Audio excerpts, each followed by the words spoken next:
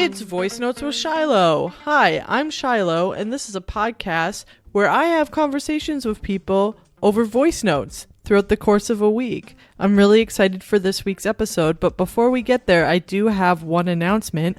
I will be hosting a queer speed dating night at Francis Burger on Thursday, August 21st. This coming Thursday, I'm hosting it with two other very funny people, Karina Lucas and Denzel Belin. They are amazing. If you're single, if you're queer, or if you just like to watch, come check us out. Do note that there are more than one Francis Burger location, so please check my social media to make sure you go to the correct one. I would tell you right now, but I don't actually remember where the correct one is. But let's move on. I'm very excited. This week I had just the best time, honor and privilege to exchange voice notes with the hilarious Ben Katzner.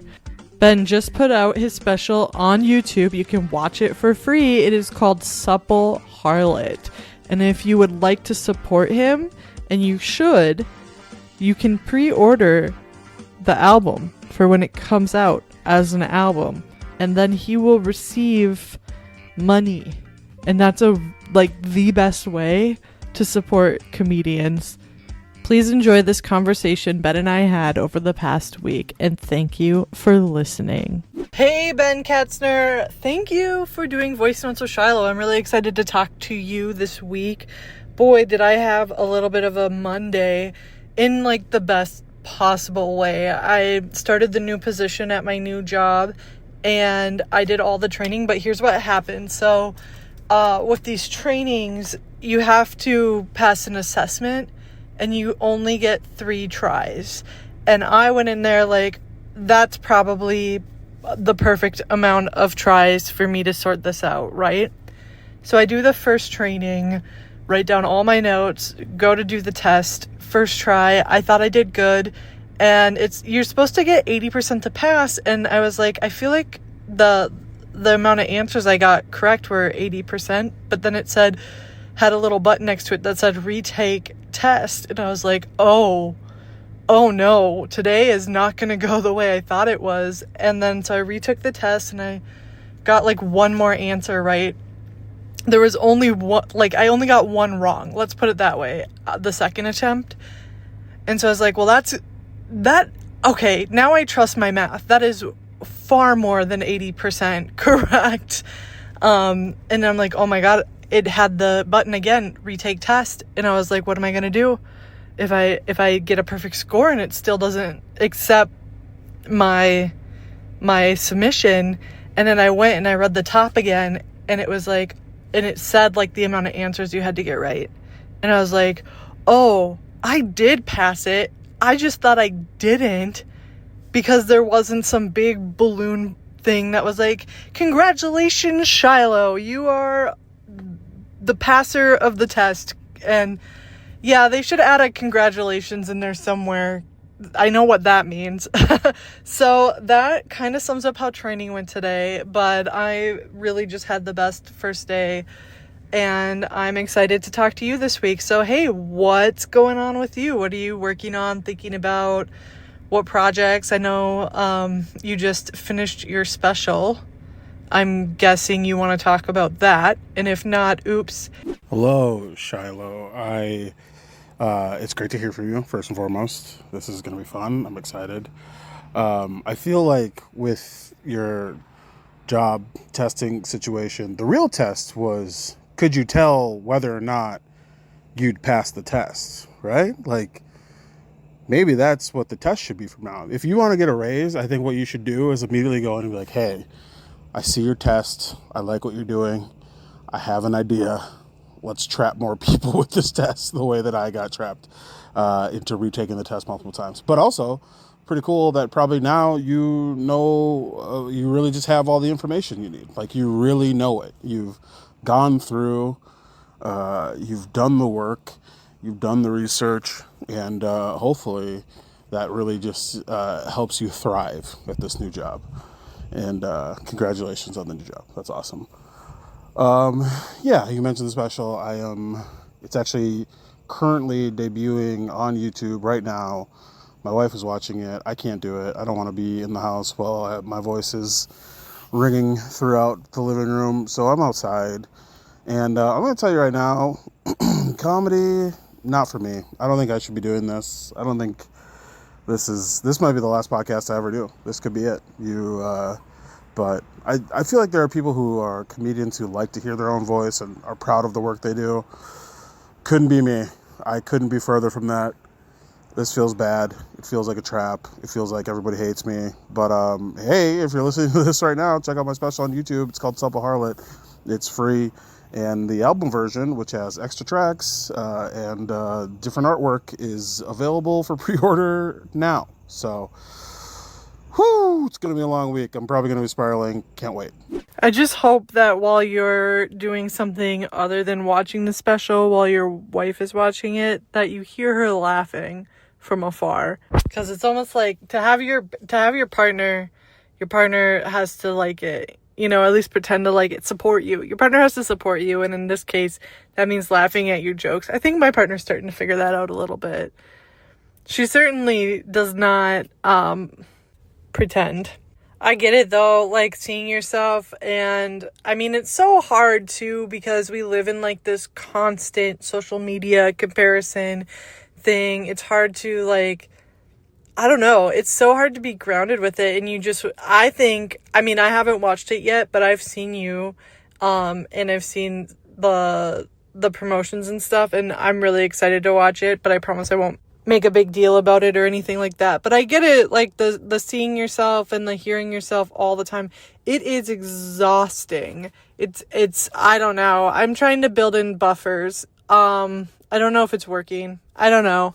I hope you start just kind of have your moment of like, okay, I did this big thing, released it, and then you just love it afterwards. Or don't love it and figure out what the next thing is. But I'm sure it's awesome. I feel like there's also, isn't there like a big drop for me? There's like this big drop, like a mental drop of like, I just accomplished something huge, whether it's comedy or something else. Like this big huge task or thing, and then it's like this big drop of like, wait, what do I, like a dip, what do I do now, what's my purpose, I don't know. That's me though. Oh man, you're so right though about the test. I know that stuff so much better now, and I did think that. I was like, hey, I feel like the test is the trick question. There were a couple kind of trick questions in there, and I feel like the test itself, like whether or not you passed it, was the trick question. And although it took me 2 attempts, I did pass it. Oh wait, here's the part I want to tell you. So my desk is moved and there's like an overhead light. It's awful. Ow. We don't love the overhead lighting. Why do we do this? And it like hangs. It's the worst. I could do maybe an hour on the entire like history and fuckery of the design of this office. So I guess I'm going to calm down and tell you the story. The light was killing me. So I went down the street and I got a baseball, like a cap, like a bro-y trucker hat. And I ended up looking at myself. I'm wearing like my nice work clothes and like this hat. And I'm looking at myself as like, oh my God, I am one Lacoste polo away from being a finance bro. And I think I'm going to lean into it. I think that is the next phase of my life, is Shyloh goes full finance bro. Maybe I should write a screenplay about it, but probably not because I'm super tired from like looking at the computer all day. Anyway, that is more than enough from me for now. So regarding, your partner being supportive and everything, I think that's like a hurdle that people forget for comedians, of just like, yeah, that's like one of our biggest audience members that we're trying to win over. And I'm going to be vulnerable here. I'm going to let you know, my wife laughed one time, and it was because she was laughing at someone else's laugh. So that tough audience, tough crowd in the Katzner household. But to her credit, and to be fair to her, she's seen a lot of these jokes, for some of them maybe almost 10 years, maybe more. And she was at both recordings for the special. So I don't know. She's a glutton for punishment. I don't know why she wanted. She felt like it was important for us to watch it. I felt like if she thinks it's important, I think it's important. I just also physically couldn't be in the room, so I was wandering around doing a bunch of dumb stuff and being like, "Oh, I guess I'll fix this or move this blade of grass around a little bit outside, or go upstairs and come back down and see if we're still doing it." But yeah, now that we're a little bit removed from it, in the sense that this came out yesterday, and now um, I am very grateful for the support from everyone. It is just I am a hard processor of nice things, and I am a perpetual okay, what next kind of person, to my detriment, I would say. I wish I could sit in this and enjoy it, but that's not really how my brain works. So right now we're actually on the way to an open mic to go try out some new bits and see what happens with those. Um, yeah, I your and also just your day job stuff. Isn't it fascinating how quickly we just assimilate to the culture there? Like there's so many times where I go in, I just become a different. Severance is honestly like whether you like the show, you don't like the show, just truly the idea of just being like, hey, you know how we're all different people at work is such a universal experience, and like I love that. I love that they tapped into that. When people find out that I'm a comedian at a job, they are flabbergasted. They are shocked. They are confused because I am the most boring person at a desk that you'll ever meet in your entire life. Also, I want to add, as a straight man, um, I understand that a lot of people think that I probably love an overhead light. I probably love, terrible lighting that makes you look like you're about to either be attacked or just got attacked in a horror movie. But I want to stand up right now and just say I'm an advocate for good lighting. Maybe I give a little more leeway to an above the head light than most.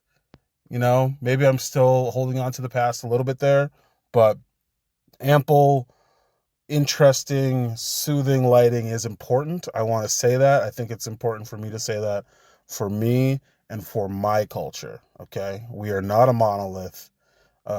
We are not what you see on TV and in the news. Um, I'm hoping that the lighting situation gets fixed for you. I think that's important.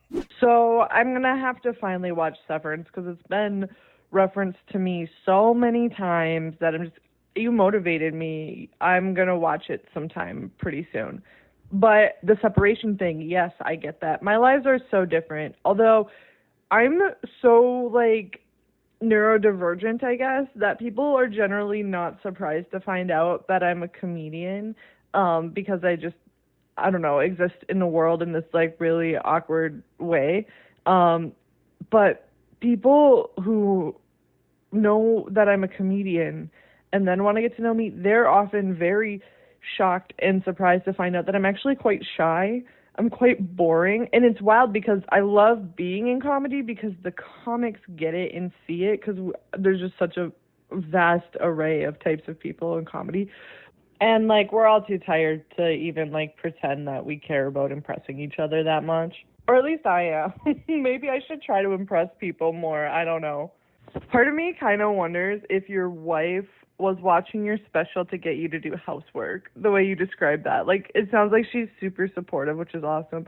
I'm actually really grateful. My partner is super supportive, and what that looks like is she doesn't give a fuck about comedy, and that is so perfect. She cares. She cares that I love it. She cares that I'm doing it. But she is not up my ass about it in a good way or a bad way, and that is so nice. I like to keep things out of my ass in that way. Sorry, that got weird. I am excited for this morning, though, because my breakfast is going to be the leftover pizza from Gambit, because if you close the show at Gambit, you get a free pizza. And I always get the honey spicy one, and then it gets messy, and I'm like, oh no, my hands are all full of greasy sticky food, and now I have to go do a set. But now I'm going to eat that for breakfast, and it was all worth it. I just want to be clear. I've never actually seen all of Severance. I've seen the first season. Cool, fun, had a great time. Wow, did we learn a bunch. And then I think I maybe got 1 or 2 episodes into the second season.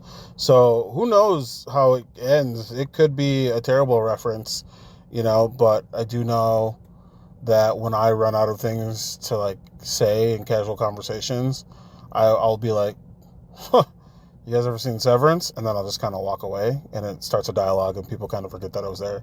It's a good trick if you ever want it. Also, shout out to Pizza for Breakfast. Like, I think it's a slept on. I think we're in like 2025. I think we're beyond the idea of like certain foods are for certain times.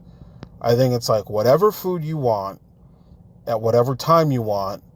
And like, maybe we say in moderation, sure. I'm not that kind of like, hey, I am your body, your choice, full energy. So like, maybe that's up to you. But like, yeah, if I want a steak for breakfast, who cares, And if I want pancakes for a midnight snack, let me have that too. You know what?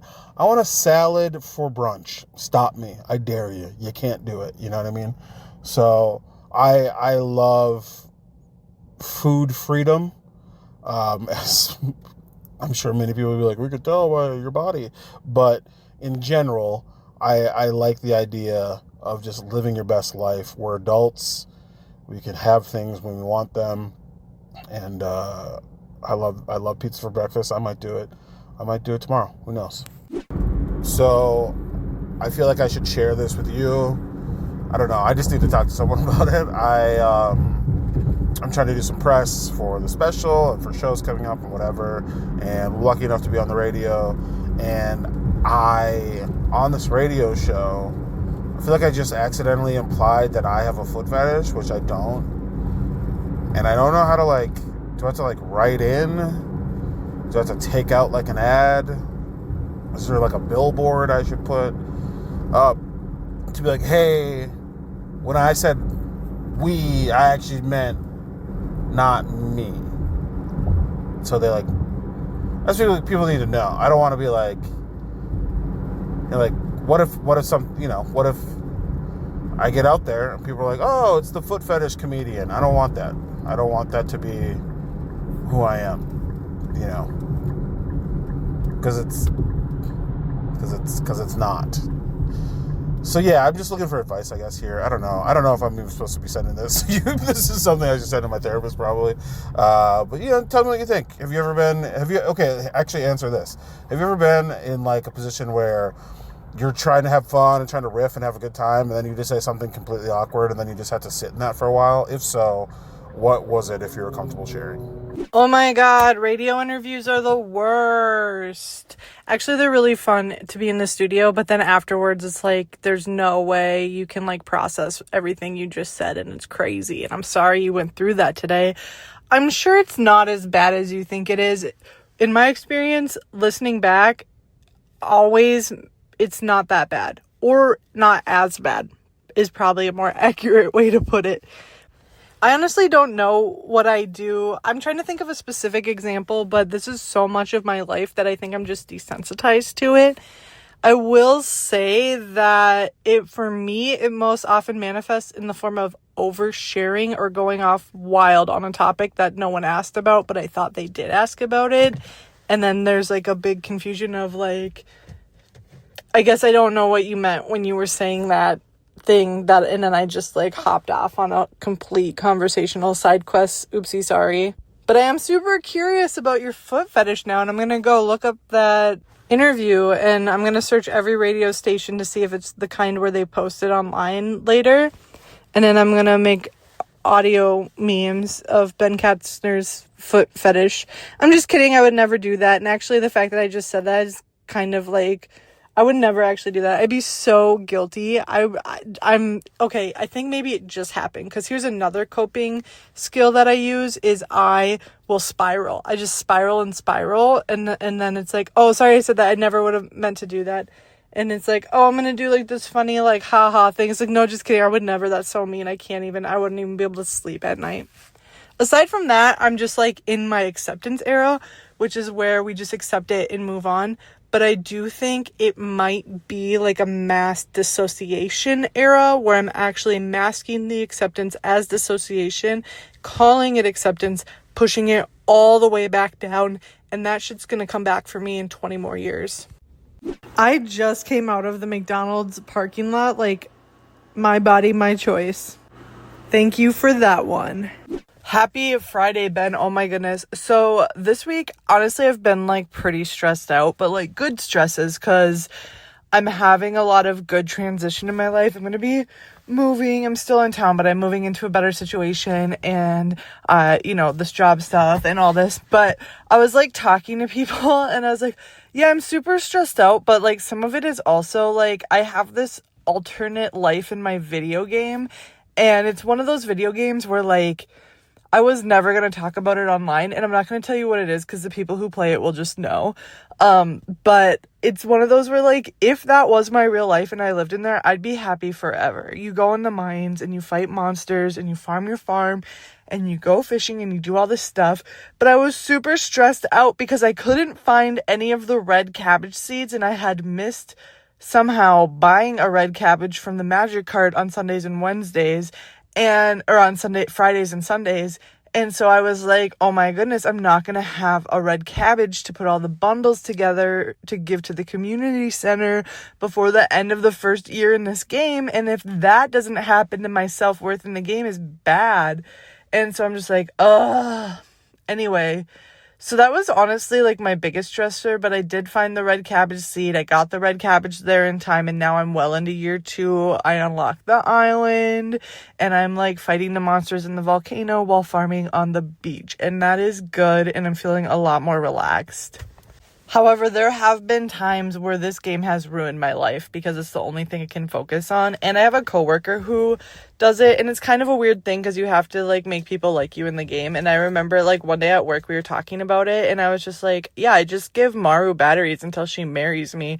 And like if you overhear things like that without context, it's weird. We were having a conversation where like, oh, we better be careful what we say, because if they don't know it's the context, it could be like an HR issue, maybe like talking about all the things we put in our kegs. I don't know.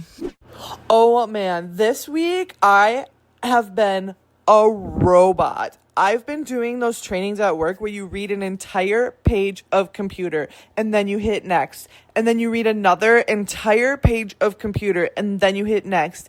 And then you do that for 4.5 days straight. And there are quizzes, multiple quizzes, and you have to pass them or you will not be able to do your job. And I have been absolutely fried, and I need to apologize to you because I truly do not know what I've been sending. It's just probably robot stuff, and I hope that it's not like boring or even worse, like batshit crazy. And I tell people all the time, don't apologize on here.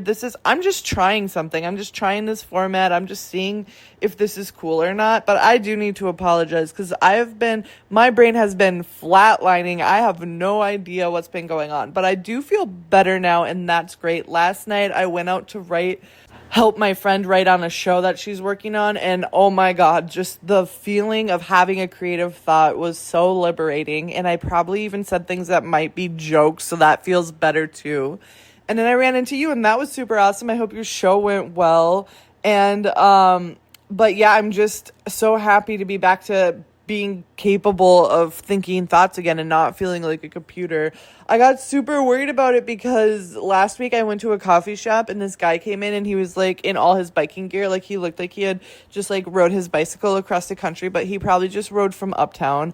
And then he comes in and he sits down and he's got his biker boy water bottle and he squeezes it into the plant, like to water the plant. And I'm looking around like, boy, those are plastic plants. Like I can't tell half the time. I'm the person in public who goes around and touches the plants or sticks my finger in the dirt just to see if they're real or not. No, I could see like the plastic ring on them from the factory, and I was just like, oh my god, have I become am I becoming a robot? Am I going to be watering plastic plants in public? But I'm fine, and I'm feeling so good and excited for this beautiful rainy day. I do truly love rainy days. Okay, so first of all, totally fine. No apologies necessary. Life is stressful. You're moving. You got a lot of work stuff going on. You got gaming is going on in your life. You have nothing to apologize for. I get it. Honestly, a lot of parallels to my life. I feel like I I've been dipping a toe back into the gaming world a little bit. I have a PlayStation 5, and I got it for Christmas as a gift as a full-on adult. And I hadn't been playing for a month. Just like, I don't know, whatever. I just haven't been playing for like a month. And now I'm getting back into it, and I am like, oh yeah, this is my alternate reality to escape the world. So do what you got to do with your cabbage. I hope everything works out. I hope people like you in the game. Let your gamer freak flag fly. I think that's great. Um, yeah, and no apologies needed to be about robotic. What I think the awesome thing that we did just kind of gloss over is that I have to imagine in the first time, maybe not in the first time in the history of the podcast, but I thought a pretty fun thing happened when we, in the middle of doing this, met each other in person. Seeing you in the middle of that writing session was pretty fun, and your friend was awesome.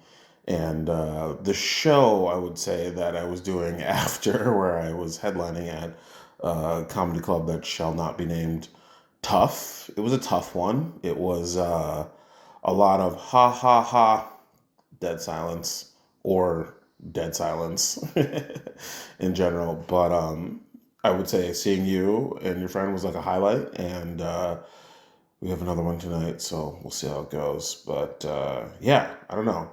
We got a new week coming up. It's going to be exciting. I feel like things are going to be okay. Oh, this has definitely been the week of just getting through it. Like, good things have happened somewhere in the stars. It must just be the energy of the universe or something. Because even like my friend last night was sharing some things going on where it's like, oh yeah, this good thing happened, but now I just have to like get through the tasks or whatever of the good thing so that I can enjoy the good thing. And I feel like that's what this week has really been, like good stress. But I've honestly had a really good week all around, and it was so nice to run into you. And you're right, we did gloss over this. It was the first time in podcast history that I have run into someone that I'm currently talking to on through the voice note situation. In the comedy club that should not be named, I have found that Friday nights are tougher than Saturday nights. That one can be tough all around, but boy, when it's good, it's good. So I hope it's really good, and the people who go there really enjoy it. And I think it is also a little bit of the setup because the stage is so high and the ceilings are so high and everything. So it feels like everything's so far away that I think the people who go there actually really are enjoying the show, but you don't get as much of that feedback on stage. At least that's what I tell myself, and that seems to be helping me when I'm working there. So I hope it goes really well tonight. I'm off to do my family day, our annual family day, where I get to try to remember all of my cousins' kids' names and who they belong to. But it should be fun. I have to stop on the way up and grab some like pasta salad or something from a deli and then tell everyone I made it. So that'll be what I get up to today. Today is the very last tournament for my softball league this year. And our first game was 7:45 a.m. Normally, I would never, but I love this team so much. So I was here and I was playing and I struck out. Haha. No, it was actually, I did. That sucked. But being on this softball team this year has been like, okay, we're going to get into stuff that probably should have been therapy. This has been like a really healing, lovely experience. First of all, it's just like a wonderful group of people. Second of all, I didn't realize how much softball trauma I have from like, we had the same coaches when I was in school from like preschool up to high school. And that was amazing.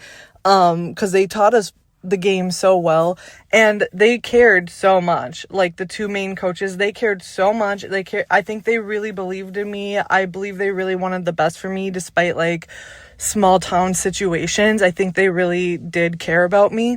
That being said, I think that if as a society we understood like neurodivergence and ADHD and autism better, I do think if they knew how to reframe things in the way they communicated with me, I think they would have, but that's not where we were as like a culture.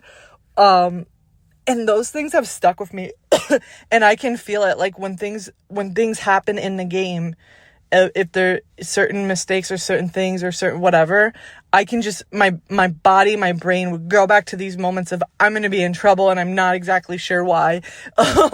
And I could feel that. And it was just, this year has been amazing to be with these people, some of which are also neurodivergent or queer or whatever. And, it's just been like having all that love and support and being able to kind of work through this area of my life that I didn't know I needed to work through. So that's like where I'm going to end this week's voice notes, on like such a positive note. So anyway, I hope your show went really well last night. Go ahead and send me one more message. I want to hear how your weekend wrapped up, and make sure to let people know where they can find you and where they can find your special. And Ben, thank you so much. This has just been a wonderful time talking to you this week, and I know I'll be seeing you again soon. Hello, it's I'm so glad that you mentioned that about the Friday versus Saturday show situation. That's exactly what happened. The Friday show was me thinking maybe I should put in a job application at like Menards or something on Saturday morning, and then the Saturday show was very fun, and I was like, I guess I'm better than Kevin Hart. I guess I deserve all the money that Kevin Hart has plus more because I'm doing it here. So those are the wild swings that I feel like comedy takes, and it's kind of fascinating how our that was very good advice on your part of just being like, yeah, they're enjoying it, but quietly, and everything's very big and whatever. So the other people were enjoying it loudly, and some of them drunkenly. And you know what? They proved to me they were alive, and I will take that. I have no problem with that at all. I hope the softball game was fun. I hope the family event was fun. And I think socially, I think it's great that you are so well-rounded and balanced. Sometimes I'm like, I need to be out more. Like I hang out with my friends and like I'll do obviously work stuff, comedy stuff, whatever. But like there's something where I'm like, I think I every now and then I drive past like this bocce ball league in Minneapolis, and I'm like, maybe I should just be part of this bocce ball community, Like they can't be that weird, right? It's probably fun and cool. Worst case scenario, maybe they have like loose swingers bocce ball vibes or something, and then I have to deal with that and those shenanigans. But outside of that, I bet they're pretty chill, cool people, Thank you for listening to Voice Notes with Shyloh. An extra special thank you to Ben Katzner. Thank you so much for doing this with me. It's been so much fun, and I'm so grateful that we got to chat a little bit this week. I'm even more grateful that we got to see each other in real life, which, as you noted, was a podcast first. Don't forget to check out Ben's album, Supple Harlot, on YouTube, and don't forget to pre-order the album and make sure we get it up into the number 1 on the charts, which is what it deserves. Huge thank you to Ben Katzner. Please don't forget to rate and review the show. This has been a lot of fun. I'm super grateful for all the lovely people I've been able to talk to and all the listeners and feedback. And most importantly, take a minute out of your week and send someone in your life a voice note. I bet they'll love it. And if they don't, at least they know you were thinking of them.